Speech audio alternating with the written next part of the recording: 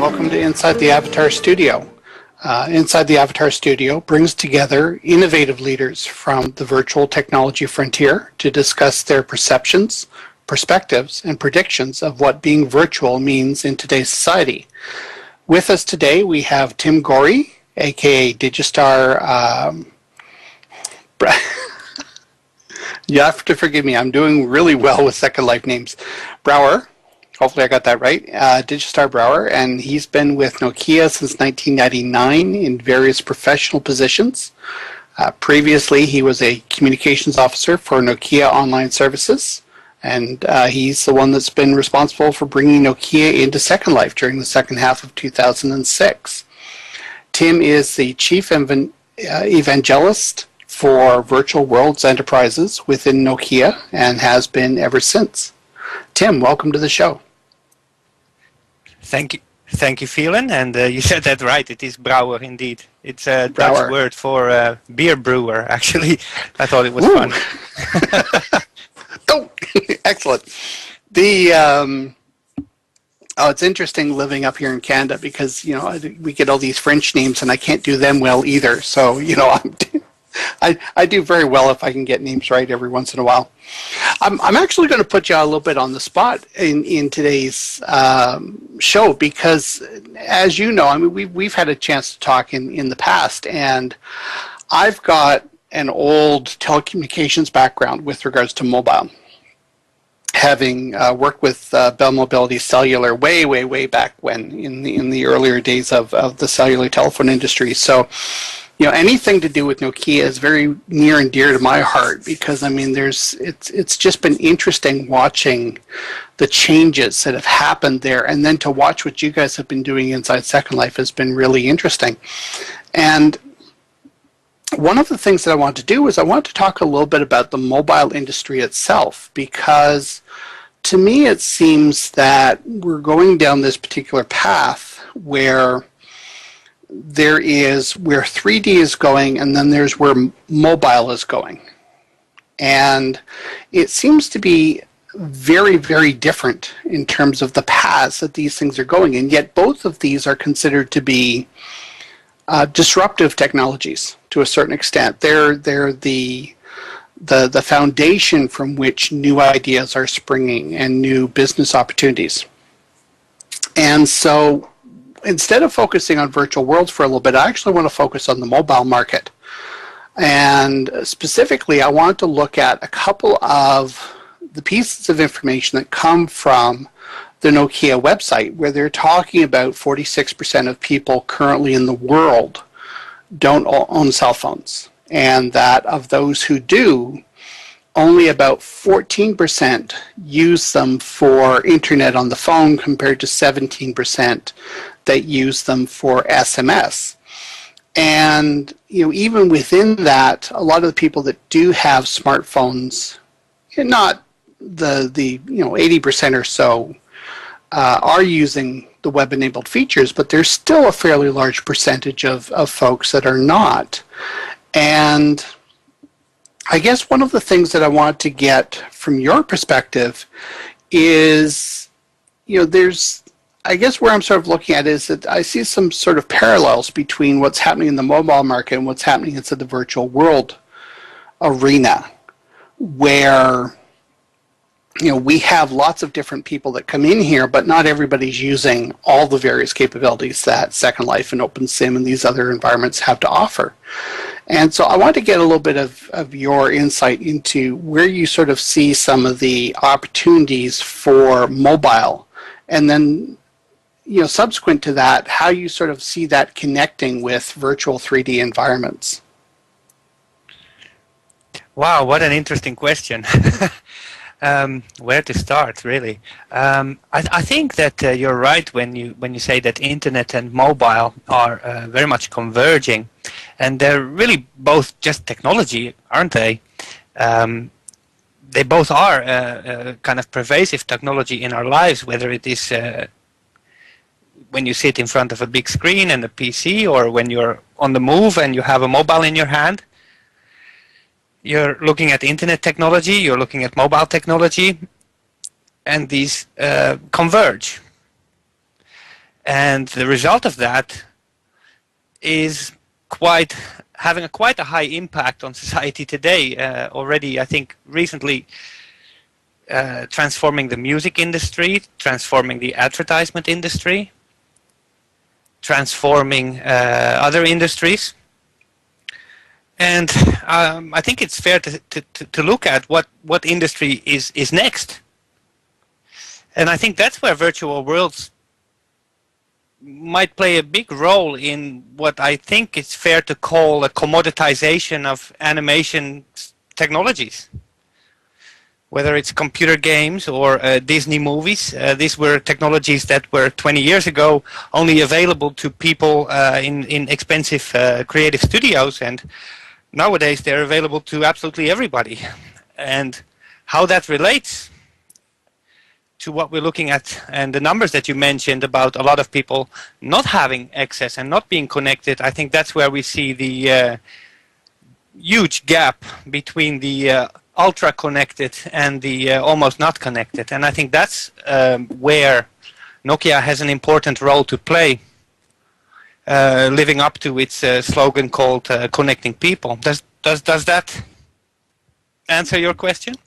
It sort of does. It's sort of, I think, sort of opening the door, because I mean, if we look at groups like the X Prize Foundation, they've got stats coming out of their particular group that are talking about the number of mobile users, and they're only talking the 2G technology, not the 3G technology. But mobile users are going to jump from this 54% that we're at right now to about 80% by the end of 2013. And so there's this very strong market, and there's this very high acceptance rate of mobile technology.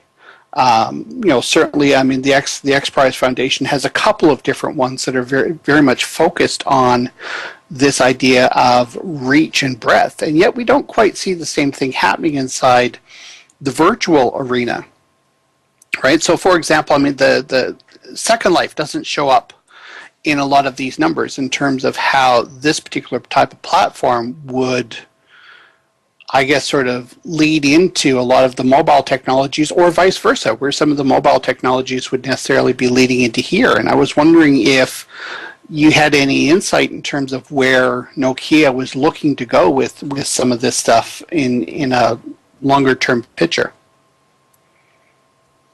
Well, first of all, I think that when we speak about virtual worlds, we have to look really at the entire industry. And in the beginning, I think a couple of years ago, we started counting about how many virtual worlds platforms there were actually out there. And we stopped counting at 500. And I think it's fair to say that to some degree, each and every one of them will have a certain level of influence on society and on the market. And then, yeah, it remains to be seen still what kind of result each of these platforms will bring about.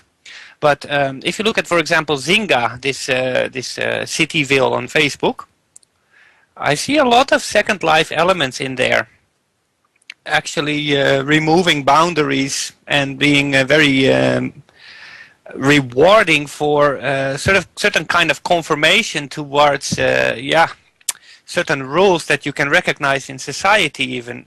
Not always that I would say that it would be a good thing, because, for example, a person learns immediately what it's like to be in debt and short of money, and having to follow different types of behaviors and rules in order to get rewarded for that. And I think if millions of people are playing those games, they will pick up and take something of that into their real lives.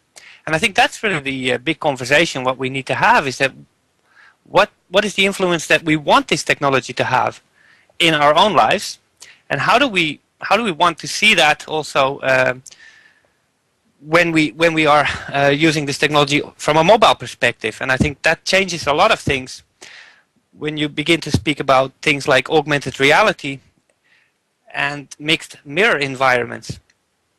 And one of the things that I find perhaps most exciting about our announced partnership with Microsoft is that Microsoft has done a tremendous amount of work in this area, it seems, as I'm basically also just beginning to learn to see what they have been doing in this area in the past. And one of the very pleasant surprises, I would say, was that I found out that you can actually create gestures using the Microsoft Xbox Kinect for Second Life.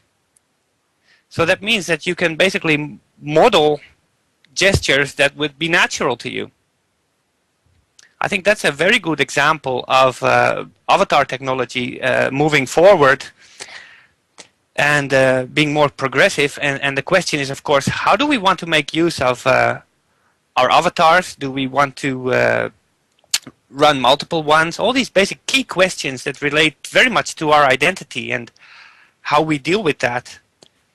And one of the benefits of Second Life, I think, is its extraordinarily advanced avatar customization methods that make a lot of good for all the password mess that all the World Wide Web internet presences have caused. So I would say that's a problem that we as Nokia would love to solve that, or help solve that, how to make things easier on that front. And then it remains to be seen, really, what are actually the boundaries of the technology, but also what are the boundaries that society puts on us in applying this technology to our daily life. To what extent is it a game, and to what extent is it serious? And I think it's getting pretty serious.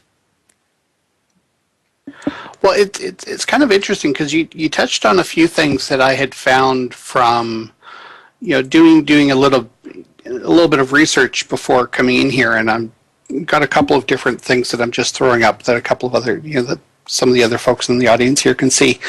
I think it's kind of interesting, some of the contrast that you've been talking about. I mean, this idea of potentially being able to use a cell phone along with some of this stuff from Microsoft, eventually, Kinect technology potentially making its way into cell phone technology, where somebody could go to maybe a party or something and they could whatever. I mean, they could basically have their cell phone capturing what's going on, but then have that representation inside a 3D world that could connect to hundreds of people elsewhere. It's not just a matter of necessarily video, but maybe having a whole different level of connection with individuals. And yet, when we look at some of the applications that people are using their cell phones for currently, there's two things that I'm noticing coming out of a lot of the statistics that are coming out. That are coming out from Nokia's website itself, actually. One of which being that a lot of the primary usage of cell phones are for very practical everyday things, like catching up with your email, finding out what's going on with the weather, keeping up with your social networks. I mean, in terms of Facebook and a lot of short messaging service type things, doing map lookups. And with regards to a number of other activities, once you start become web enabled, you're doing things like gaming, you're doing searching, downloading music, videos, and apparently it's very, very big in Japan, is in terms of using your cell phone primarily for watching TV, which is still not something that's really caught on in Europe or in North America. So these are very common everyday things that we're very much used to, and yet it sounds as if you're going 3 or 4 steps beyond that. So I'm wondering how you sort of see a morphing of sort of the way mobile users are using their phone now, in how they're potentially going to use it with this particular type of technology. I mean, you were talking about logins and what have you. Is there a way that we're going to potentially be able to blend a lot of this stuff? Well, actually, if you look at our location mapping technology, the NAVTech maps, those will be also empowering the Bing maps. And then you see that if you look at, for example, mobile local advertising, and what would be the potential possibilities there? using immersive technology, kind of in a right mix with how can I say yeah, mapping technology. So for example, if you would visit a location and you have a mirror world of that location available on your mobile phone, you might be able to recognize all sorts of information what you otherwise wouldn't. For example, the Digistar browser, Wikitude browser, Nokia Point and Find. These are all location-based technologies that are basically betting on discovery as soon as you physically enter that space. So I think it's interesting to start thinking about what a customer experience could look like if virtual goods were an everyday aspect of our daily lives. And how will we use them and go about making them economically beneficial to society? For example, if you go to the supermarket, you might get some bonus points. And but you also it might also be the place where you buy milk every day. So if you buy a pack of milk, why not see the pack of milk appear in your virtual fridge right away? So you can, yeah, basically also get access to your data that the supermarket currently collects from you. But you would probably need that data yourself also to, yeah, it would be interesting to look at. It should belong to you in the first place. And it does, and that's why you're getting currently bonus points for it. But that could be easily, that could be virtual goods, and they could sit in your virtual home. Call me crazy, but I think that's sort of a natural thing to expect to happen. That's actually, I had to turn the mic off for a second because I was almost about to start to laugh at one of the things that you mentioned a little bit earlier. Not in a bad way, in a very good way. I can almost picture this situation where you're going into a particular type of a shopping mall, and based on location, finding that you know, and not to buy into gender stereotypes at all in any way, shape, or form, but I mean you know, anybody that's got my type of buying habits wants to just find the store, get in, get out, and just be done with it. Whereas, you know, there's certain people that I know that they want to see every single location that's there. And, you know, talking about a lot of this type of stuff where, you know, where Google's talking about having their 3D mapping type stuff as well that's out there, where you can go and you can have a 3D representation of the store and what's there. I mean, the ability to, and we've heard about a lot of this type of stuff in terms of development type activities. It's interesting to now play around with some of these ideas. The whole concept of being able to have a image store, a 3D avatar image stored inside your mobile phone, go into a particular store, and to be able to virtually try on different things and see how it looks from an external perspective. Exactly, exactly. And also, I think that it's interesting that you mentioned ideas, because there's so many great ideas out there that we get every day from, and they often get lost, you know. So in that way, I think it's very important to capture those good ideas and also be able to work together in an open way on developing those and supporting each other in a kind of a generosity, in a way that's full of generosity, in a way. Because ideas need to be shared in order to develop. And in an environment where this does not happen, innovation suffers. So I think that ideas need to be free in that way. And we actually just recently, I don't know if you heard the news, but we actually started this website called ideasproject.com for the South by Southwest conference. But it's actually a relaunch of where several Silicon Valley leaders are presenting their ideas and guidance, offering their guidance really, and in harvesting and collecting and also putting first claims on some of the best ideas. I hear my own voice, by the way, so it's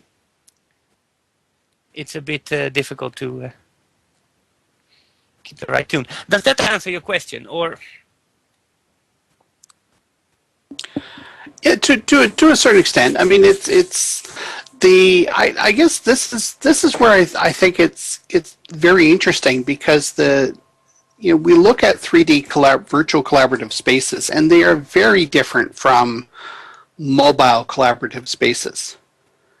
And yet, like as it stands right now, it's the mobile collaborative space that's gaining all the popularity and the popular acceptance, whereas the 3D spaces, we're still struggling with this idea of what we can do with 3D spaces. But we know there's something here. We know there's something important about virtual 3D spaces.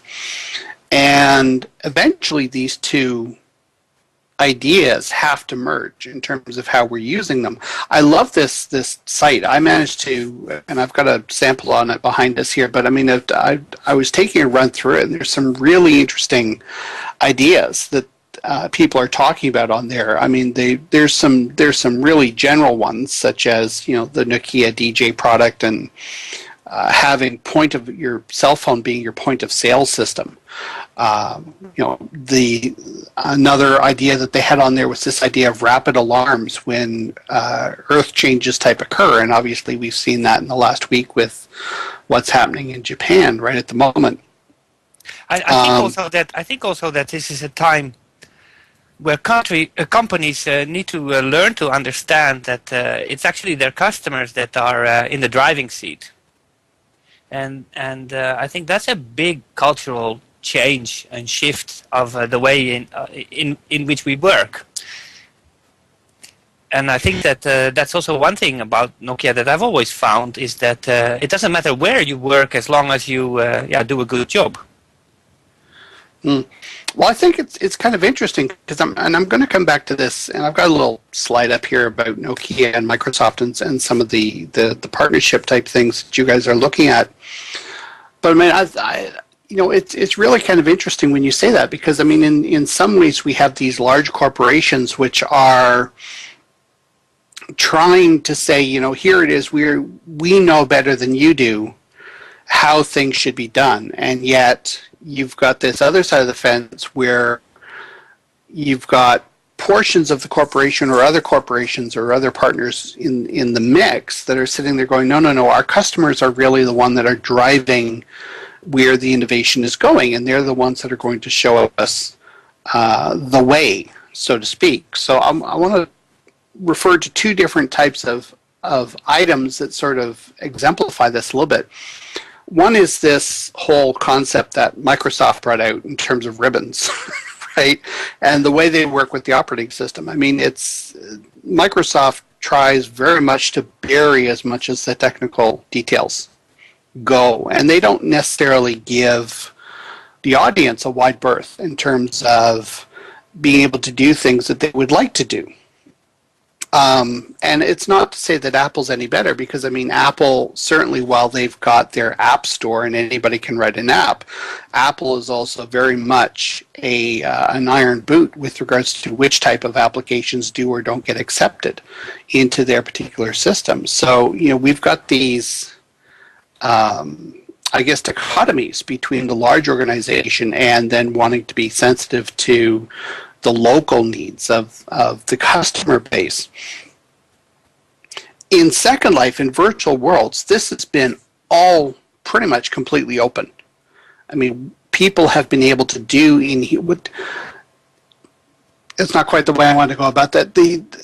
Essentially, people have only been limited by the technology, and there's nobody that's really been out there that has been putting their foot down and saying, no, you can't do that. I mean, we've had a couple of exceptions, but those have been mostly for political and legal reasons, and we understand what's going on with banking and the gambling situation in here. But, aside from those two really, big things that have come along, there's been no restrictions in here.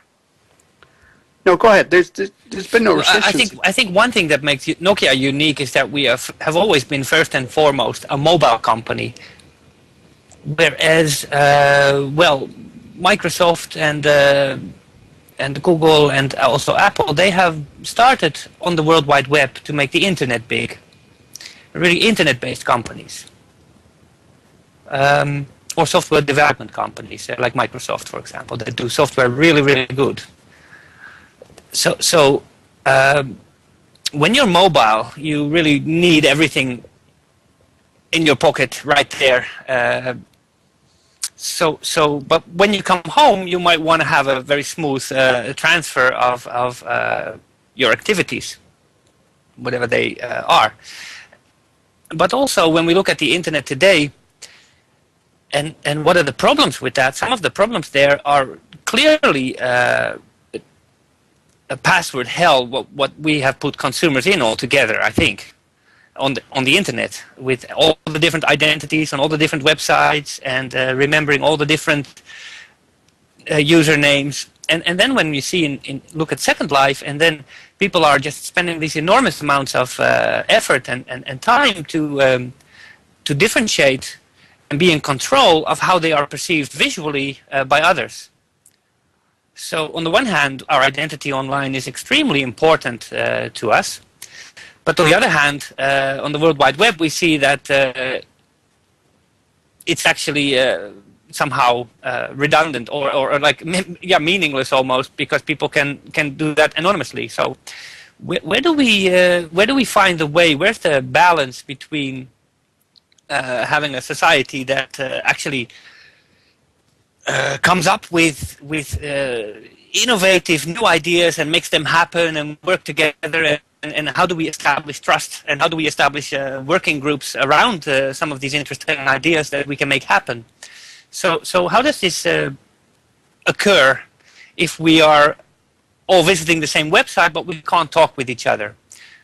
So that's also, I think, something very unique with Second Life, that it allows you to be there where you are not. So I think also when you translate that to a mobile environment, then, for example, even if you are running your shop, maybe you are running it remotely from with your avatar. And maybe someday that might be even a robot or some kind of, futuristic ideas there come to mind. But yeah, that's actually the inspiring thing, is that really that there are so many ideas out there. So how do we go about putting them to work for the betterment of society? I think that's the big question, and I think that's where Second Life and the community in Second Life has always had a very visionary role to play, in my mind. Right. I mean, I guess to a large extent, it's kind of interesting because there's this concept that came out of the Ideas Project, and it was one of the more interesting ones that I saw, that inside the 100 or so projects that are on there right at the moment. This idea of a social customer relationship management system, where companies start to adopt all of these little bits of technology and put them into a more organized fashion. And I guess one of the questions becomes, which aspect of what we're dealing with here is the little bit and which is the big bit? So is 3D collaborative spaces and avatars and what we're doing in here, is it a little bit or is it a big bit? Mobile technology, is it a little bit or is it a big bit? Right? The operating system, the cloud, is that going to become the big bit or is it going to be a little bit? And in terms of how we bring this stuff together.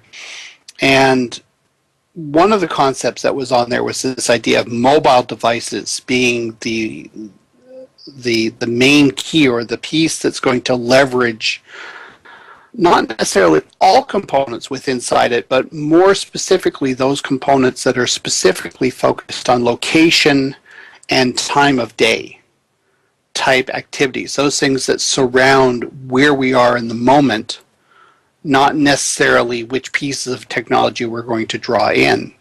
And I'm just wondering your take on that idea of this concept of social customer relationship management, and where the mobile device and where virtual world sort of may fit in with that.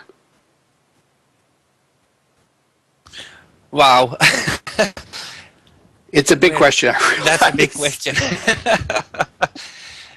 Social customer relationship management. I think we're all trying to do our bit nowadays, and it means that we all become personally accountable. and working in a very transparent way will be rewarded because it shows whether that you are accountable. And I think that's what well, if you look at one of the things what's happening internally in Nokia, then we have really tens of thousands of employees working on our kind of like an internal Twitter system, working in similar manners. And if you want to take a step back, and then actually it's fair to say that the consumers chose that was the way they wanted to communicate with each other, and then subsequently everybody else has to comply.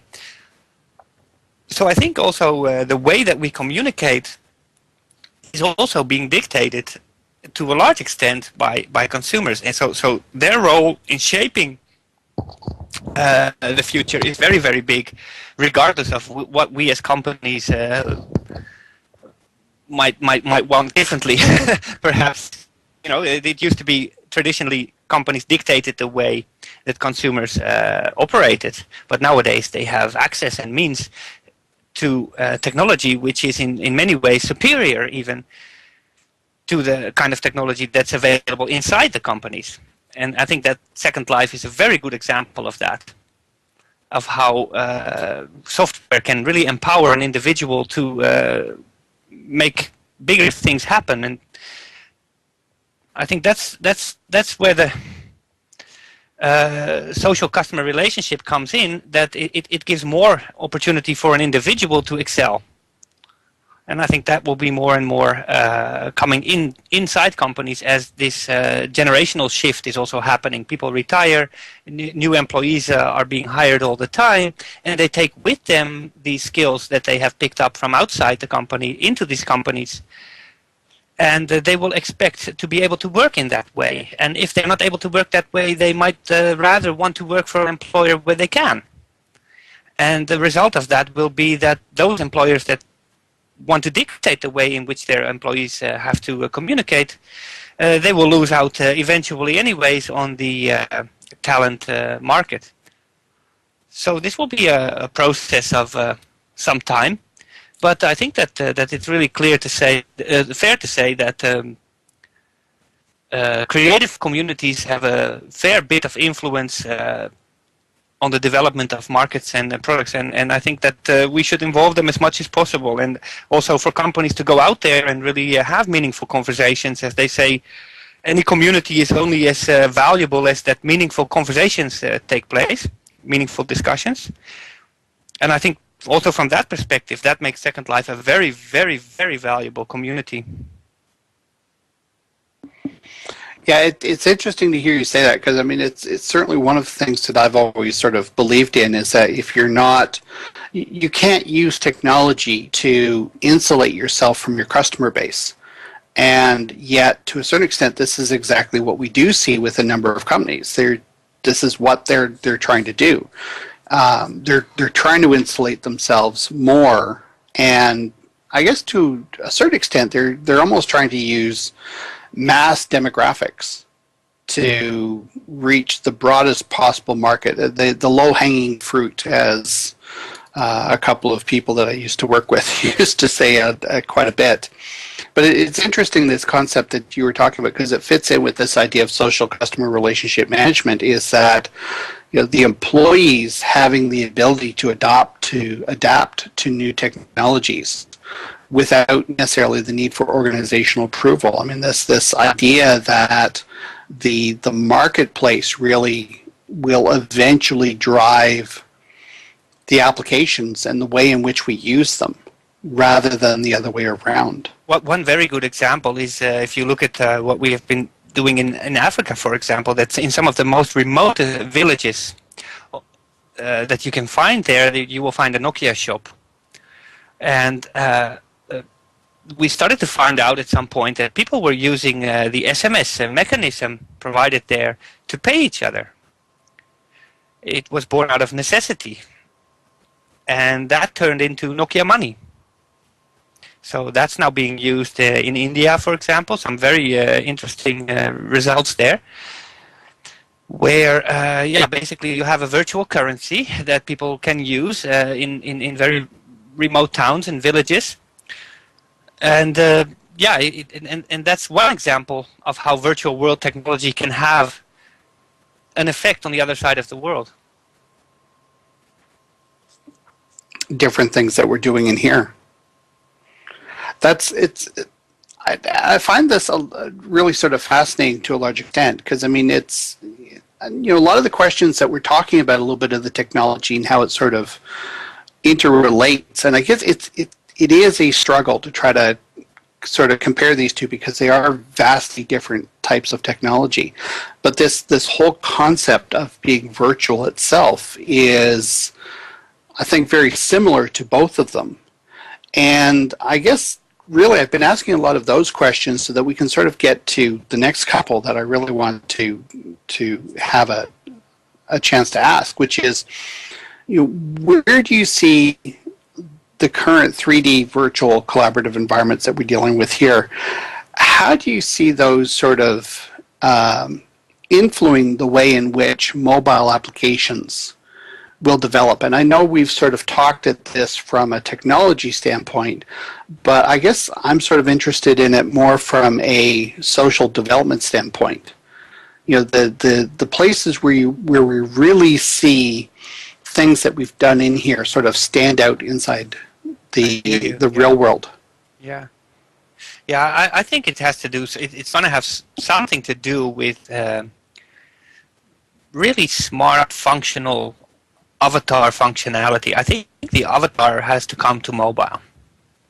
Mirror worlds are what all the focus has been on. But I think the avatar might be able to solve some very key problems there for the consumer. And I think also what you see, for example, about trust and online payment. I think that a lot of people are very aware of the fact that the current credit card system is, not 100% safe. There's a risk of fraud, and how are we going to deal with that security if we want to grow our dependency on electronic payment, at the pace that it's currently growing at? And if you look at the numbers earlier, like a lot of people don't even have access to a mobile phone. And I think that that's where we are really doing a lot of the groundwork of connecting the unconnected, and where we look at the virtual world and the avatar. I think that that's really where there is all the innovation taking place, and it is sort of the holy grail of how to make it into a exciting, engaging, and fun and rewarding for everybody involved ecosystem. This beautiful picture here behind me up on the wall with social and all the other icons there, entertainment, developers, advertising, consumers, shops. So everybody has a part to play in there. So I think it's very, very difficult to orchestrate that. But I think that it has to come from consumer choice. It will be determined what's going to work and what's not. So the companies that are going to be listening best to their consumers are going to be the companies that are going to win, I think. So does that make sense? And I think, when it comes to the virtual, I think that there is where some of the smartest consumers actually are. The most critical ones, the most expressive ones, people who are could be considered as influencers of public opinion in many ways. Well, I guess it's interesting because I mean, it was something that I actually hadn't thought of before until you started talking about it. This idea that, because if you look at where people are actually using mobiles right now, I mean, it's in gaming, it's in mapping technology, it's in this particular type of stuff. The idea of bringing the avatar to mobile is, I guess, really a little bit. I mean, it seems quite obvious when you start talking about it, but it's not necessarily the most obvious thing when you're sitting back and saying, okay, what's the next big idea that really needs to come to mobile at some point? And the ways in which that the avatar could potentially be used. I want to throw another slightly different idea of an avatar at you and just get a little bit of your feedback from this. There's been conversations that we've had with other people, and both on this show and in other forums, where there seems to be this difference in mindset between, and I hate to use this, I really do, between older generation type people who look at avatars in terms of a virtual embodiment, similar to how we are here in Second Life, and the way in which the 20-somethings currently are sort of envisioning an avatar, which is not so much a physical representation, but is more of literally a virtual wrapper that sort of goes around themselves. So their Facebook profile is their virtual identity. It's not some avatar that they create. It's the profile. It's the brand. It's the way that they put themselves out there. What I find most interesting about Facebook, that over a dozen years of heavy investment and research into user interaction, and finally coming up with the best that we can do was sort of the golden triangle in the left upper corner. And then put virtual worlds next to that, and put the topic of interaction design on the table. And then all of a sudden, if you look around you and you start to realize that the real 3D internet is actually the world around us. And the technology that we're using as virtual technology, that's the technology that should be helping us in interacting with the 3D internet, the world around us. And currently there seems to be this collective sort of a cloud-based, cloudy thinking, I would say almost, that virtual technology is all about games. But it's actually, I think it's bound to be persuasive technology that is going to be part of our everyday life. So the way in which it will influence, not necessarily how it distracts. I mean, how?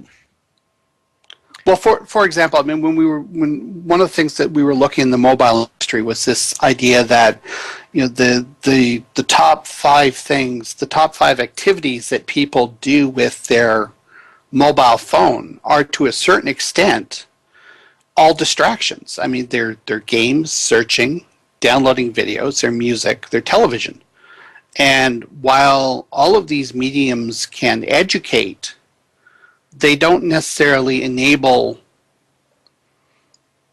and I realize this is going to come out worse than it seems, they don't necessarily enable real work.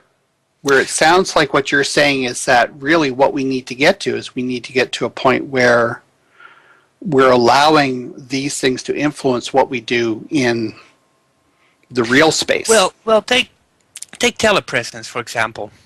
And by the way, also something about Google Earth I saw coming by in chat. I actually believe Google Earth, actually Google Street View, part of that, was partly co-developed and first here in Second Life. Because we had a Nokia holodeck, and I saw them here, and I believe that Google Street View came about when a lot of panorama photographers started to come together to exchange their best stitching methods. And actually, this collaboration allowed them to perfect the technique, and that allowed the creation of products like Google Street View. And what is interesting about that is that that technology focuses only on the environment and completely drop the concept of actual telepresence, because I think what makes tonight special is that I have a feeling that I can meet you virtually because I have something to look at. Call it a really modern telephone call, but I think seeing the other person is going to be a strong, it's very important for the communication, to make a successful communication cycle happen. And I think the problem with the video phone calls there is that nobody likes it. And that's where, for example, FaceTime from Apple, and we had video phone calls already 10 years ago working on the Nokia, but nobody seems to like it. So, but then when you are in the virtual world, you're actually the one in control of your identity. You are the one who can determine how the other person perceives you. And I think that's a very important and very powerful argument to say that, yeah, I wish that I could also take my virtual identity that I have spent so much time on crafting also to the mobile and help me or be with me while I'm on the go. Well, I certainly know nobody wants to see my unshaven mug in my pajamas sitting here having this conversation. Yeah, exactly. But no, it's interesting because I mean so I guess to a large extent then, because it's interesting this balance between having a, you know, it's I almost want to call it a brute force type approach to an avatar versus something that's a little bit more ethereal that is out there. There's always that dichotomy between what we're finding whenever we use that lens to look at the idea of being virtual. And it's interesting to get people's feedback in terms of which side of that fence they like to be on, because it really does pose some interesting dilemmas. And I would imagine, especially for Nokia in a business sense, you know, depending on which lens you tend to use, it can stimulate different ideas in different directions. I guess speaking of different directions, though, what about the opposite direction? I mean, what are some of the things that you've seen inside the mobile world that, you know, we really should be taking back into this one, into the virtual space? Oh, that's also an interesting question. I think it would be very interesting to see for us back in virtual worlds how we ourselves behave when we are, for example, visiting a public space, or how do we move about, what are the interactions that we have. How would you, if you look at our mapping technology, we actually have, with Navtech development program, there are programs for 3D, utilizing 3D development there. And as you can see also with, for example, Zynga's products, that you can do a lot of things with very few pixels to become engaging and at least have the idea of an avatar on the mobile. So mobile games, for example, games for on your mobile phone, the success of Angry Birds, for example, I think it's a very interesting phenomena. There was just very cute and fuzzy characters, really, that are the reason for the success of the game, I believe. Very smart characters. So there's definitely an appetite in the market for avatars on the mobile phone, without a doubt. The question is, what's going to be the best and the most engaging and most fascinating way of implementing them and using them so that it becomes part of a bigger thing, the next wave of internet innovation, perhaps. And I think that's where it should go. But sorry, and I'm just I always love talking with people like yourself, because it always starts to stimulate all kinds of new ideas in terms of the way I start looking and thinking about things. It's the whole thing. You look at Crazy Birds, you look at some of these other apps that you can get for Nokia and Android and iPhones and all these different things.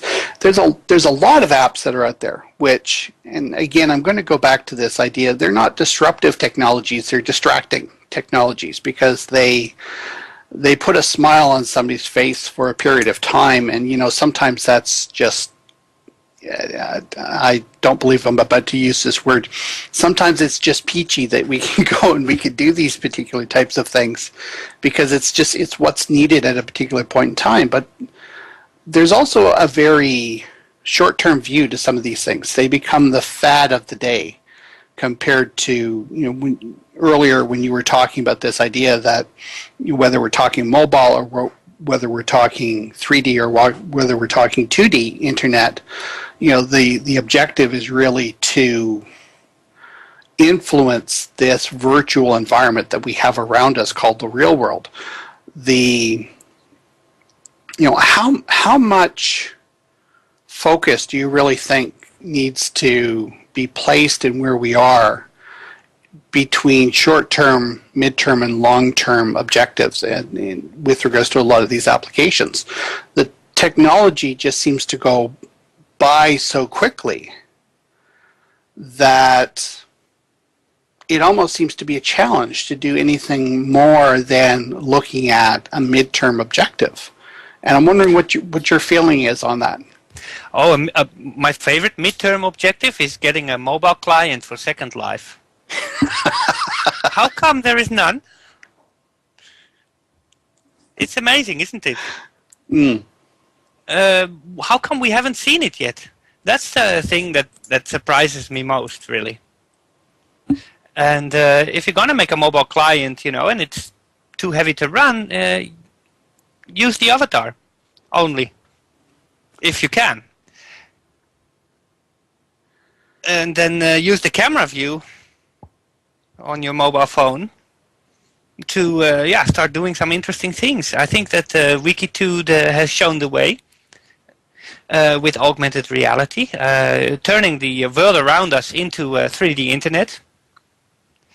And I think that all the hallmark signs are there, that we just have to find a practical purpose for this technology and apply it in such a way that it becomes beneficial for people to use it for practical purposes. So as long as we do not succeed in actually delivering real value to everyday users, besides hardcore virtual world fans, we will remain just that, a niche.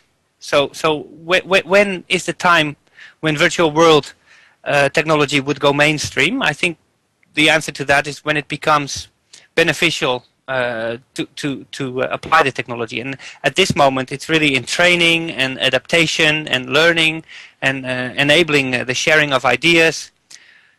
Having ad hoc telepresence meetings, but I think that there is a far greater path for this very powerful technology ahead of itself when we start to realize that the world around us is also connected to the internet.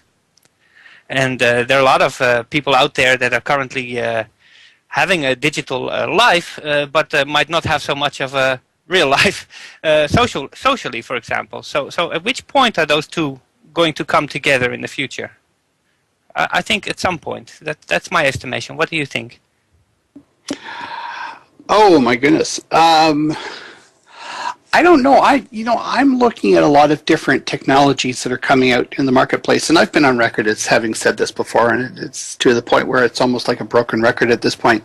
There's a lot of bits and pieces out there that I think are just waiting for somebody to come and put them together.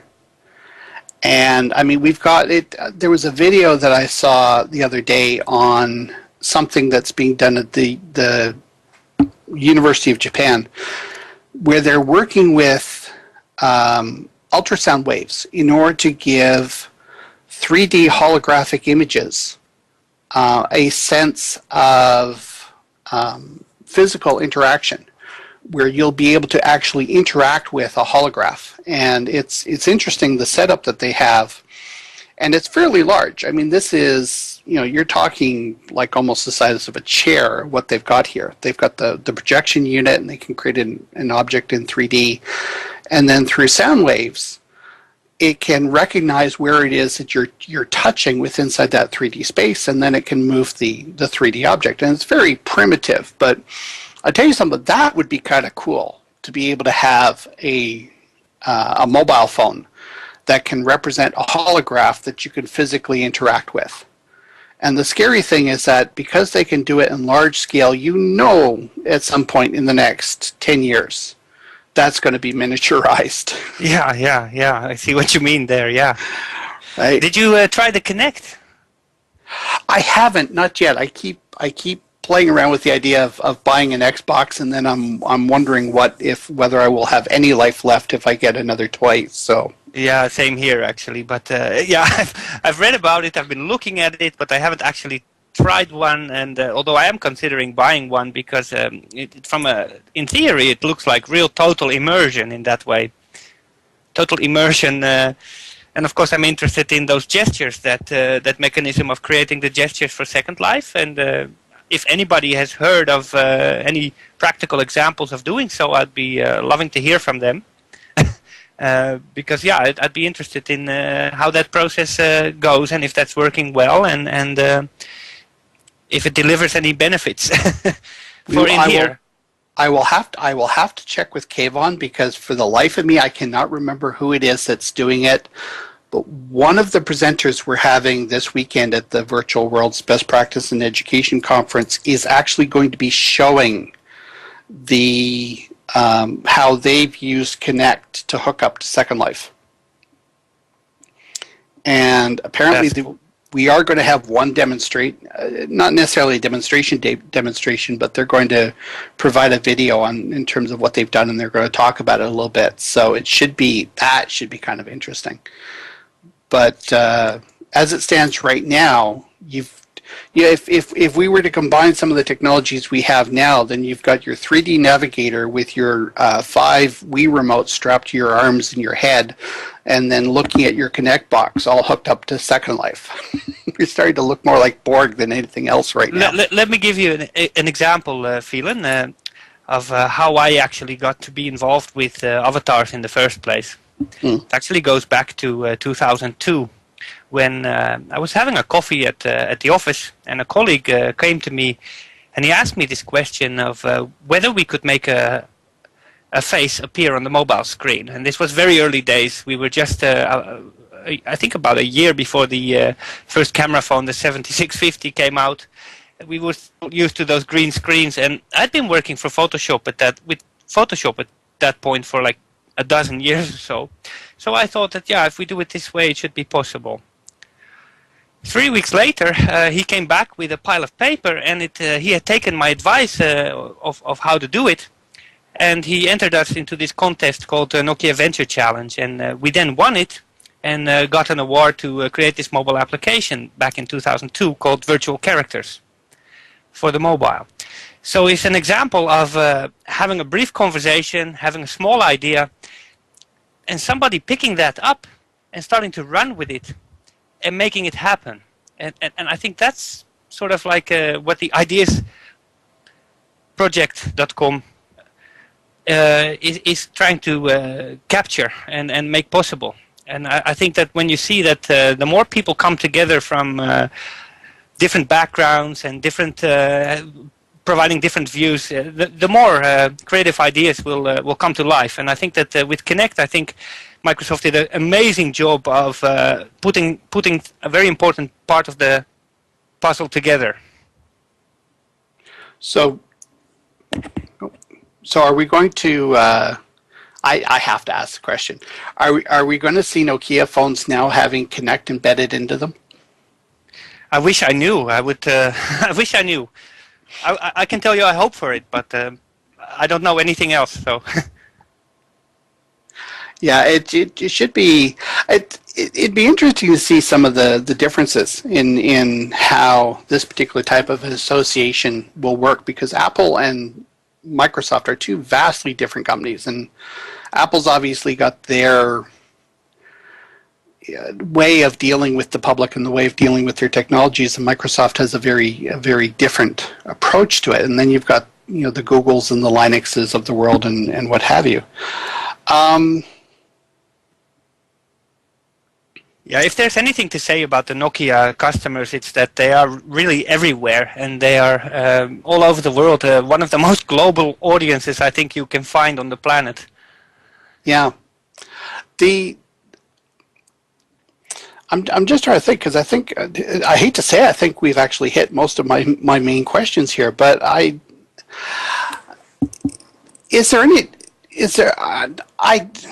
really want to ask this question. I know it's not quite related to virtual worlds, but is there anything coming up with regards to this collaboration between Nokia and Microsoft that we should be really looking forward to over the next little while? Because in some ways this is a very interesting thing. In other ways it sort of scares the heck out of me, because I know Microsoft has this whole thing where you have to be a Microsoft certified professional to do just about anything with Microsoft, and yet Nokia's got this very open approach to the way applications are developed, similar to the way Apple, not the same, but similar to the way Apple does things. So, I'm wondering what some of the things are that are coming up that we could be looking forward to. Yeah, again, a good question. I'm in real life an IT solution architect, so I work in IT. I think the biggest thing is really the fact that there is such a phone coming in the first place. Couldn't have guessed it last year in my wildest dream that such a thing would ever happen. And now that it has been announced, we have to make it happen. And I think that both Microsoft and Nokia are going to do their very best to make it work. So I think that's going to be very interesting, looking forward to what's going to come out of that. And I have actually a great deal of confidence in the success of that. But then again, it remains to be seen, and the market decides. So we're up for the challenge, and I think that's the main message, I think. Right. Well, excellent. Well, Tim, it's been great having you on here. There's a whole pile of stuff I want to talk to you about a little bit later on, which is nothing to do with this, but I mean, it's certainly the, it's such a huge topic to try to really get to, and especially when you start looking at the differences in technology. I mean, it's very hard to bring these things together. And I think the last question that I sort of want to ask you before we deal with here is, what are your predictions for the next 5 years, like 5-10 years out? Where do you see us being at that particular point? Us meaning? Well, I mean, just in general, from a concept of being virtual, where we've talked about different pieces of technology and what have you, but if you were going to make a prediction of where we're going to be 5 years from now, where will we be? Okay, I think after the internet and mobile have transformed music and advertisement and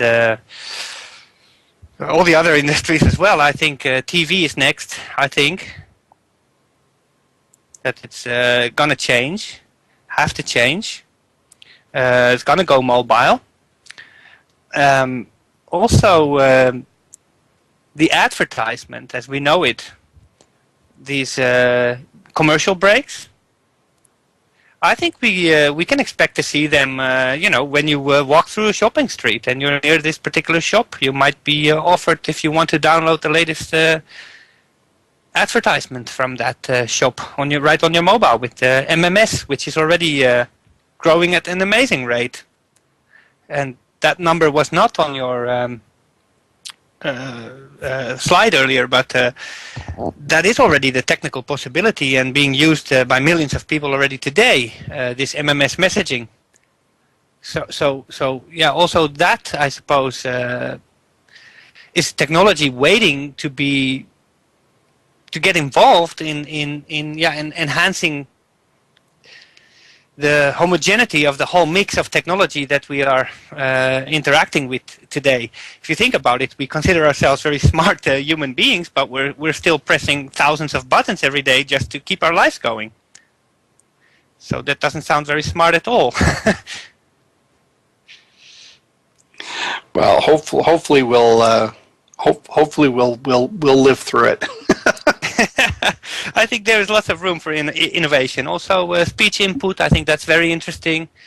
Google is doing also very interesting things there, and I think that can be also very beneficial. I think the big question is how can we make the technology work for us and make sure that we are not the ones working for the technology? So let the technology do the work, Yeah. Excellent. Great. Well, Tim, thank you very much for being on Inside the Avatar Studio. And I'd like to give a special thank you to Bevan Whitfield, who has helped produce the show for tonight, and to both Mel Burns and Robert Hacks. Hopefully I pronounced that one right. I apologize if I didn't. On Metaverse TV, NBC, and yeah, Bevan for president. There we go. Thank you. Excellent. Thank you. Thank you, everybody. Bye.